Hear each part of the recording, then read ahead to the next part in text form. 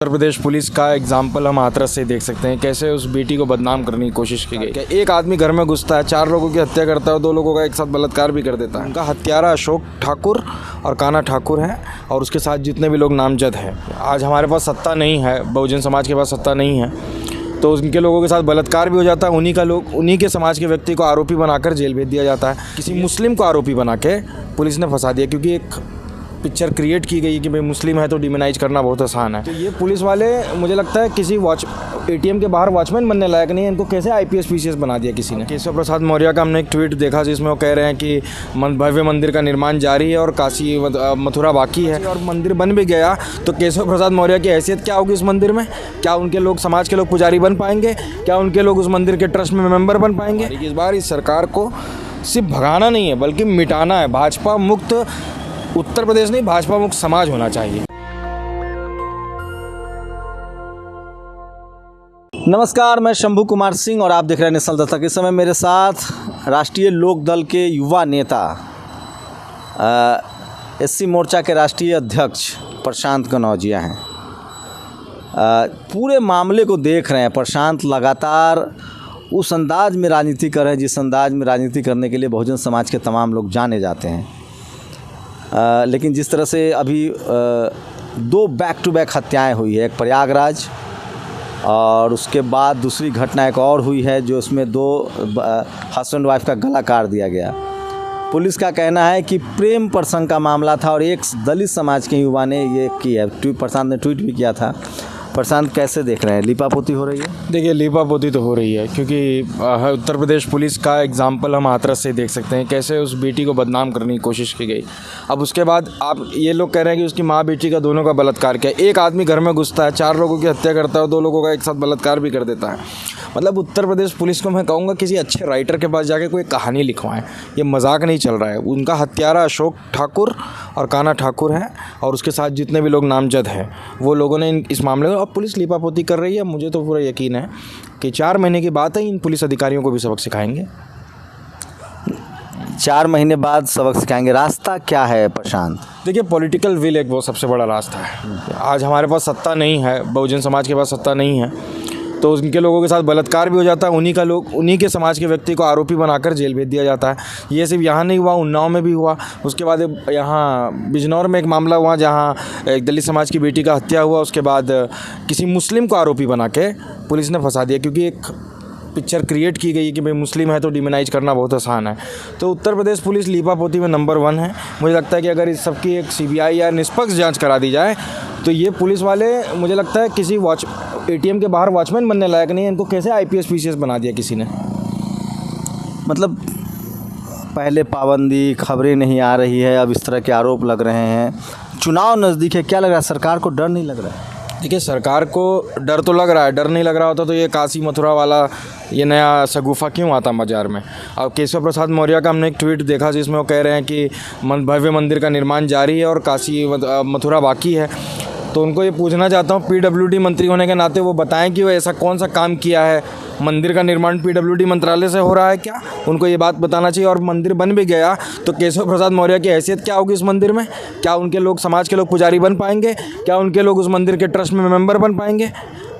Stool भी नहीं देगा मंदिर में बैठने के लिए। ये भूल जाते हैं, पिछड़ों को आगे करके इस तरीके की हरकत करवाते हैं, जबकि सबको मालूम है कि मलाई कौन खाएगा मंदिर बनने के बाद।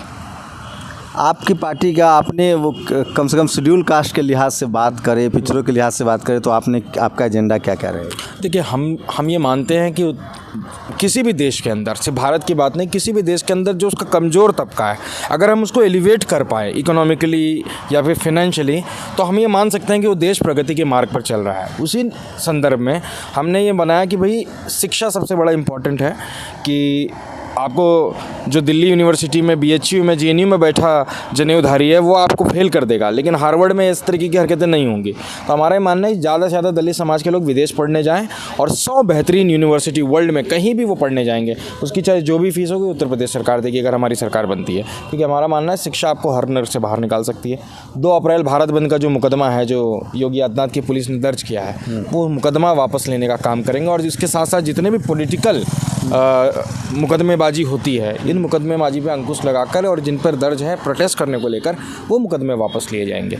ये इस तरीके का भारत हमें नहीं चाहिए जो योगी आदित्यनाथ को अगर इतनी ही ऐसा भारत बनाना है जहाँ बोलने पर आपत्ति है तो उन्हें चीन में चला जाना चाहिए। यहाँ उनका भारत में कोई काम नहीं है। क्या लग रहा है आप लोग का सपा बसपा गठबंधन हो गया है, कितनी सीटों पर बात हो रही है और आपकी भूमिका क्या होगी? देखिए, राष्ट्रीय लोकदल और समाजवादी पार्टी का गठबंधन हो चुका है और 7 तारीख को मेरठ में संयुक्त रैली कर इस पर पूरी आधिकारिक रूप से घोषणा हो जाएगी, अगर किसी के मन में संशय है फिर भी। और मुझे लगता है कि भूमिका यही है कि इस बार उत्तर प्रदेश को वापस जंगल राज से आज़ाद कराना है। असली जंगल राज, वो मीडिया का सो कॉल्ड जंगल राज नहीं, ये वाला असली जंगल राज है जहाँ बेटी का बलात्कार होता है उसी के समाज के लड़के को फंसा दिया जाता है। जहाँ बेटी का बलात्कार होता है उसको रात को 2 बजे, आज रेलवे वाला देख लीजिए, टीटी वाला देख लीजिए, ये क्या हो रहा है उत्तर प्रदेश।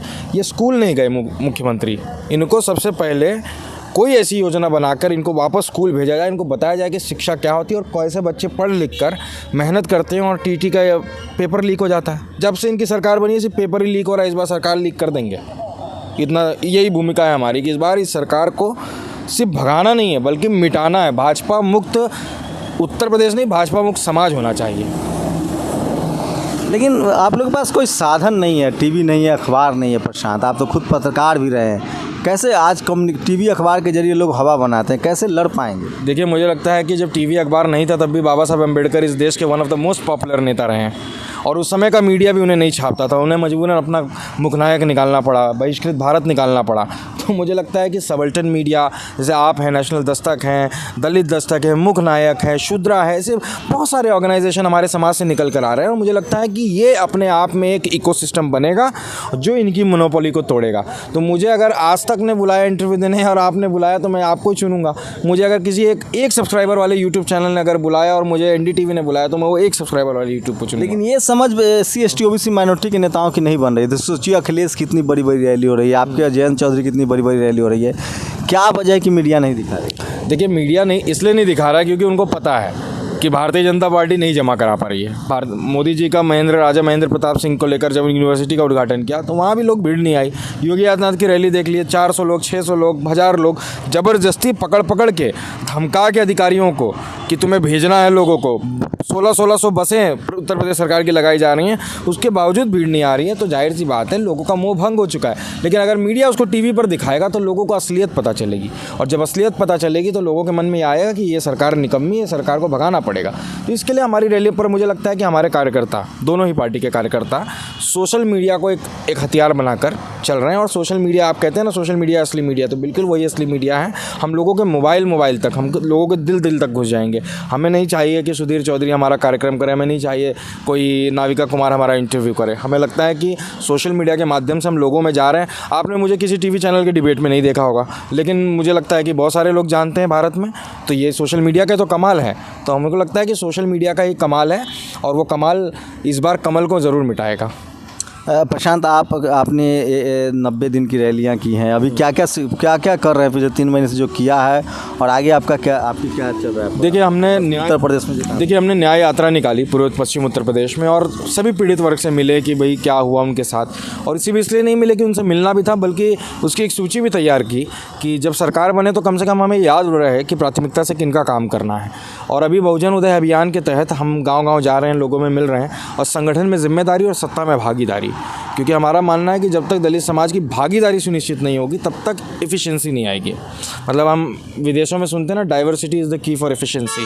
तो जब तक हम सिस्टम में डाइवर्सिटी नहीं लाएंगे, उनका पार्टिसिपेशन को नहीं बढ़ाएंगे दलित समाज सिर्फ वोटर नहीं है, दलित समाज शासक भी है, उसको ये बात समझना पड़ेगा। मैं अपने समाज को शासक बनता हुआ देखना चाहता हूँ, सिर्फ किसी का वोटर बनता हुआ नहीं देखना चाहता हूँ। और किसी का भी अंधभक्त बनने की ज़रूरत नहीं है, चाहे वो कोई भी हो, चाहे मैं भी क्यों ना हूँ। मुझे लगता है जो भी बहुजन समाज के लिए ईमानदारी से लड़ रहा है उसके साथ उनको खड़ा होना चाहिए, उन्हें वोट देना चाहिए और अपने समाज को कल्टीवेट करना चाहिए कि 50 नेता एक ज़िले से पैदा करने का काम, ये नैतिक जिम्मेवारी है समाज की। आपकी क्या भूमिका रहेगी? अभी तो जयंत जी ने आपको पार्टी में सीधे राष्ट्रीय अध्यक्ष बनाया, SC मोर्चे का चुनाव लड़ेंगे? देखिए, ये तो पार्टी के पास डिसीजन में है। अगर चौधरी जयंत सिंह जी चाहेंगे तो बिल्कुल चुनाव लड़ेंगे, अगर वो कहेंगे कि भाजपा को हराओ तो हराएंगे भी।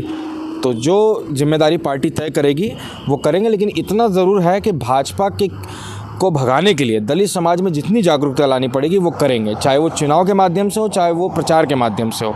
लेकिन मैं अपनी भूमिका ये मानता हूँ कि भाजपा के ताबूत में कई सारी कीलें ठोकी जाएंगी, तो उसमें एक कील हमारा भी नाम का होगा।